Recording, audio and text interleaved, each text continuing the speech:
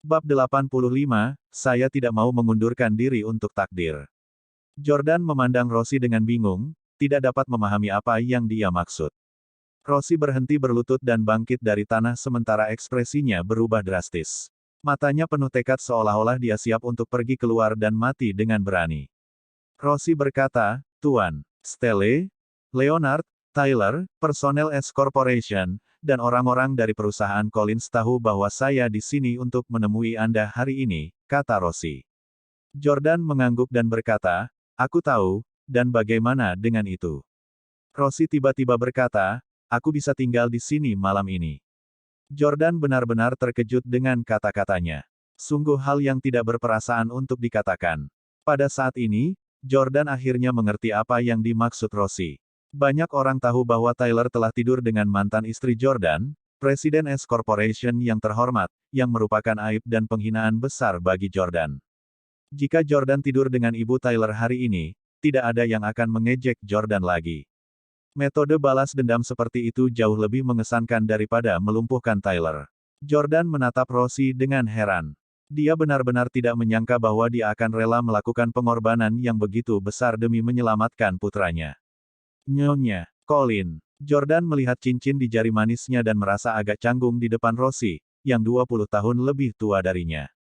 Rossi terkekeh dan berkata, tentu saja, aku tahu aku tidak bisa dibandingkan dengan Hailey atau Victoria Clarke.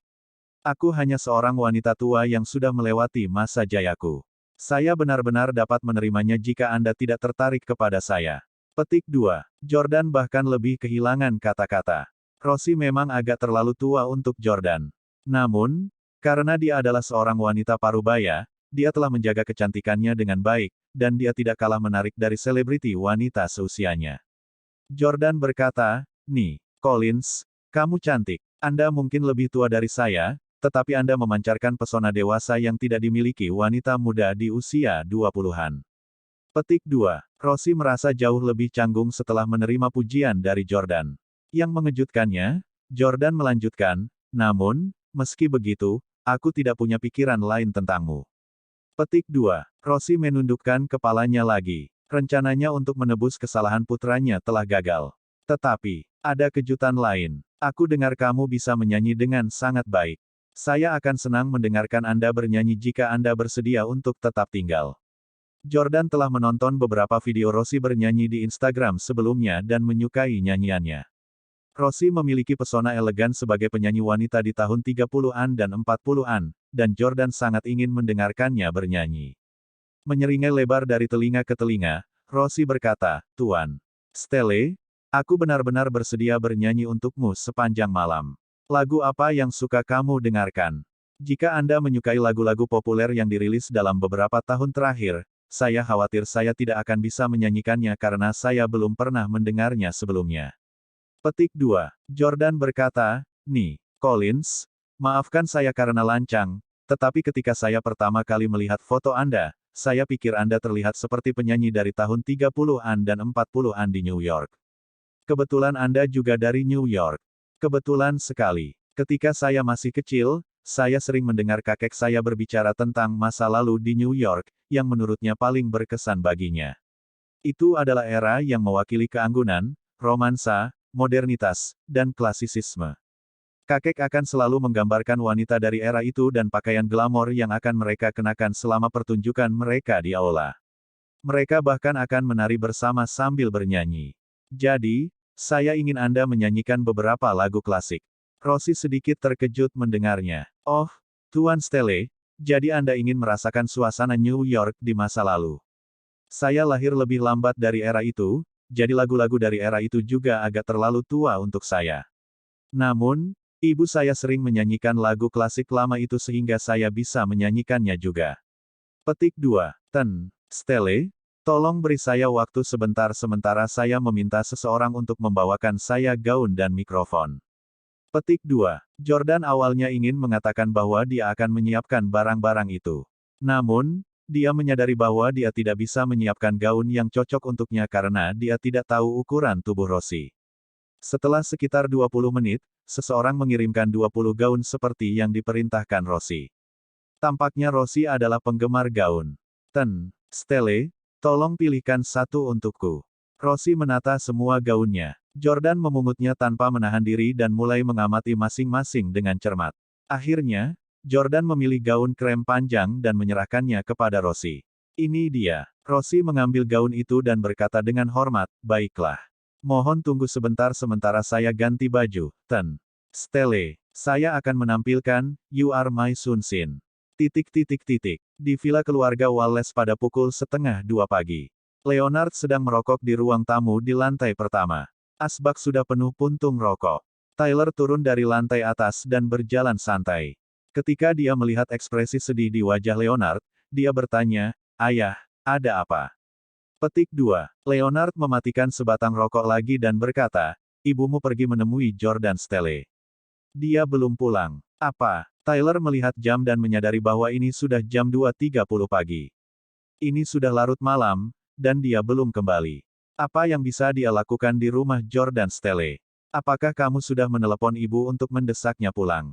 Tanya Tyler. Leonard berkata, iya, tetapi teleponnya dimatikan. Dimatikan? Kenapa ibu melakukan itu?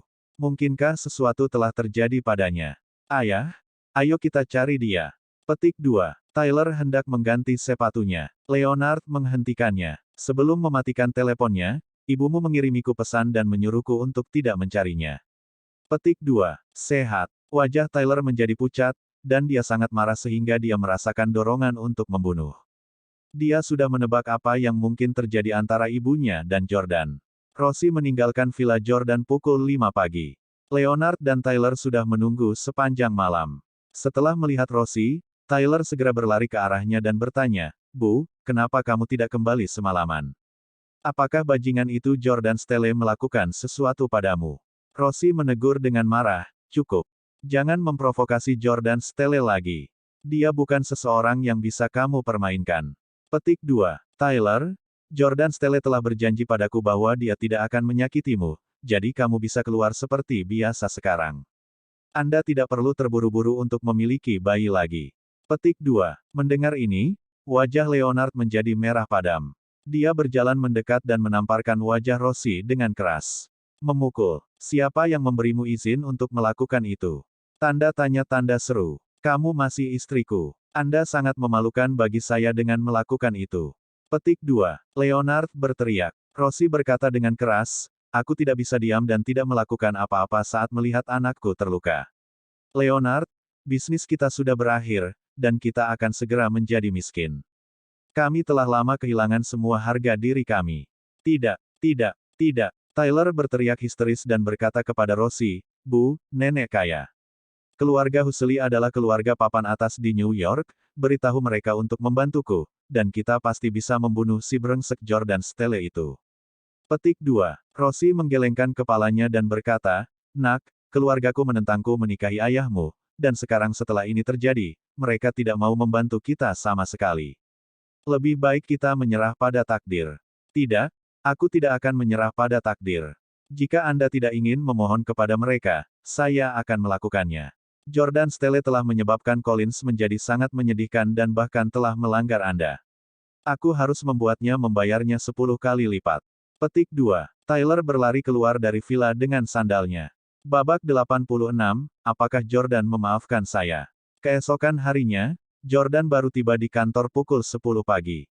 Dia menghabiskan sepanjang malam mendengarkan Rosie bernyanyi. Jordan meneguk whisky sambil menikmati nyanyian Rosie yang membuat Jordan kesurupan, membuatnya merasa seperti dibawa kembali ke masa lalu New York. Rosie sangat berbakat dalam menyanyi, dan vokalnya bisa dibandingkan dengan seorang diva. Jika bukan karena fakta bahwa dia berasal dari keluarga kaya dan tidak harus menyanyi untuk mencari nafkah, dia pasti akan menjadi terkenal dan menjadi bintang. Jordan juga mengeluarkan ponselnya dan merekam beberapa video Rosie bernyanyi, yang dia kirimkan kepada kakeknya dan Paul Dubrule. Kakeknya memuji Rosie karena kecantikannya yang klasik, dan dia sangat memujanya. Paul Dubrule iri pada Jordan karena dia telah lama memendam desain pada Rosie. Namun, meskipun Jordan banyak minum, dia tidak melakukan apapun pada Rosie.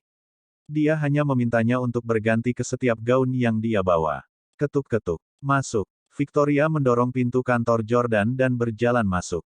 Dia sengaja berjalan mendekatinya, dan ketika dia melihat lingkaran hitam matanya, dia berkata, "Tuan Stelle, ada rumor yang beredar bahwa kamu tidur dengan istri Leonard." Petik 2. Jordan terus menundukkan kepalanya saat membaca dokumen yang dipegangnya. Dia berkata dengan tenang, "Oh, Rosie Huxley menginap di tempatku tadi malam." Petik 2. Itulah tepatnya yang dia inginkan, desas-desus menyebar di perusahaan. Jika tidak, prestisenya sebagai presiden perusahaan akan berkurang secara signifikan. Bahkan jika karyawan itu menghormatinya ketika mereka berada di sekitarnya, mereka diam-diam akan mengejeknya karena dibuat selingkuh. Victoria juga tidak bodoh, dan dia tahu bahwa itu mungkin saja merupakan cara balas dendam untuk Jordan. Namun Victoria terus bertanya, "Apakah kamu dan dia?" Jordan meletakkan penanya dan mengangkat kepalanya sambil tersenyum. "Tidak, aku hanya membuatnya bernyanyi sepanjang malam. Aku tidak suka wanita yang lebih tua." Victoria senang mendengar bagian pertama kalimat itu, tetapi senyumnya perlahan memudar ketika dia mendengarkan bagian kedua. Ketika Jordan melihat perubahan sikap Victoria, dia akhirnya menyadari bahwa dia juga lebih tua darinya. Jordan buru-buru menjelaskan, "Victoria, aku tidak mengacu pada kamu, kamu baru berusia 30 tahun, dan kami seumuran." Wanita berusia 30 tahun adalah favorit saya. Betulkah? Victoria sangat gembira. Dia percaya diri dengan kecantikan dan kemampuannya. Satu-satunya hal yang dia khawatirkan adalah bahwa Jordan mungkin berpikir bahwa dia terlalu tua untuknya. "Bisakah kita makan malam bersama malam ini? Anda sudah bercerai, dan Hailey Camden juga menyesali keputusannya. Anda juga menghina Tyler dan membalas dendam. Mari kita minum untuk merayakannya." Tanya Victoria pada Jordan. Jordan menolak, "Saya tidak bisa datang malam ini. Aku punya janji dengan Hailey." Victoria bingung. "Apa kau masih mencintainya? Apakah karena kamu tahu bahwa tidak ada yang terjadi antara dia dan Tyler, jadi kamu tidak keberatan lagi?" Petik 2. Victoria menyadari semua rumor yang beredar akhir-akhir ini. Juga dikabarkan bahwa Hailey tidak benar-benar tidur dengan Tyler. Tidak, yang paling menggangguku bukanlah hubungan Hailey dengan Tyler, tetapi perubahan drastis dalam sikapnya setelah dia mengetahui identitas asliku. Kata Yordania. "Namun, saya menyembunyikan kebenaran darinya selama 3 tahun, jadi saya ingin melakukan sesuatu untuk menebusnya. Aku akan memperkenalkannya kepada seseorang hari ini." Petik 2. Victoria tertawa setelah mendengar kata-katanya. "Hahaha, apakah kamu akan menjodohkannya dengan seseorang?" Setelah Victoria mengetahui yang sebenarnya, dia tahu bahwa Hailey pasti akan menabrak atap setelah mengetahuinya. Sepertinya pembalasan Merstelle pada Hailey Camden belum berakhir. Di restoran The Times pada pukul 8 malam. Itu adalah restoran elegan yang sudah terkenal sejak lama. Jordan dan Hailey dulu sering mengguruinya. Mereka terkenal dengan bebek konfit dan pasta truffle. Jordan sudah memesan kamar pribadi di restoran. Hanya butler Frank dan cucunya, Grayson Reyes, yang hadir di kamar pribadi ketika dia tiba. Hailey belum tiba. Yordania. Ketika butler Frank melihat Jordan masuk, dia berdiri untuk menyambutnya. Cucunya, Grayson, juga sangat menghormati Jordan. Namun, dia tidak bisa berdiri karena dia adalah pengguna kursi roda. Pada saat ini, Hailey sedang duduk di mobil Rachel yang diparkir di tempat parkir. Dia sebenarnya sudah lama datang. Hailey sangat cemas. "Sudah jam 8. Sudah waktunya bagi saya untuk pergi menemui Jordan. Mengapa Anda tidak membiarkan saya masuk ke dalam?" Petik 2. Rachel berkata, "Apa yang terburu-buru? Kamu biasa membuat Jordan menunggu setengah jam setiap kali kamu berkencan dengannya." Petik 2. Hailey terdiam. "Waktu telah berubah. Sayang, dia sekarang Presiden S Corporation, dan kamu berharap dia menungguku selama setengah jam." Rachel bahkan lebih tidak bisa berkata-kata. "Jika aku membiarkanmu datang setengah jam lebih awal untuk menunggunya, itu akan lebih buruk karena dia akan menganggap perilakumu di masa lalu keterlaluan. Anda dulu menggertaknya karena dia adalah suami Anda. Apakah Anda akan memperlakukannya secara berbeda sekarang karena dia adalah presiden sebuah perusahaan?" Petik 2. Wajar saja kalau laki-laki menunggu perempuan. Anda hanya akan menganggap diri Anda murah jika Anda muncul lebih awal dari waktu yang disepakati. Tidak apa-apa untuk terlambat selama beberapa menit. Petik 2. Hailey tidak punya pilihan selain melihat ke cermin lagi. Dia telah mendandani dirinya hari ini dan yakin bahwa Jordan akan menyukai pakaiannya. 5 menit kemudian, Rahel berkata kepada Hailey, sudah waktunya untuk masuk. Ayo, nak, kamu harus menaklukkan Yordania. Aku menunggu untuk menghadiri pernikahanmu. Oke, jangan khawatir. Hailey dengan percaya diri berjalan menuju kamar pribadi tempat Jordan berada. Begitu dia membuka pintu, gaun bunga hijaunya menarik perhatian ketiga pria di kamar pribadi. Gaunnya membuatnya tampak murni dan tidak bernoda. Ditambah dengan kecantikan polos Hailey, dia tampak menggemaskan. Yordania, Hailey memanggil dengan lemah lembut. Penemuan bahwa ada orang lain di dalam ruangan itu membuatnya tampak semakin kikuk, seperti gadis muda yang takut bertemu orang asing. Jordan tersenyum dan berkata, ini dia. Biarkan saya memperkenalkan Anda. Ini Butler Frank Reyes. Dia mungkin seorang kepala pelayan, tetapi dia melihat saya tumbuh dewasa, dan saya selalu memperlakukannya seperti keluarga. Petik 2. Hailey merasa tersanjung, dan dia berpikir, Jordan benar-benar akan memaafkanku. Dia bahkan memperkenalkanku pada kepala pelayan Steles. Apakah dia siap menikahi saya dan menjadikan saya nyonya rumah? Wah, bagus sekali. Hailey sangat gelisah, tetapi dia tetap tenang dan sopan di permukaan. Butler Fang berinisiatif memperkenalkan dirinya kepada Hailey. Nona Camden, senang bertemu denganmu.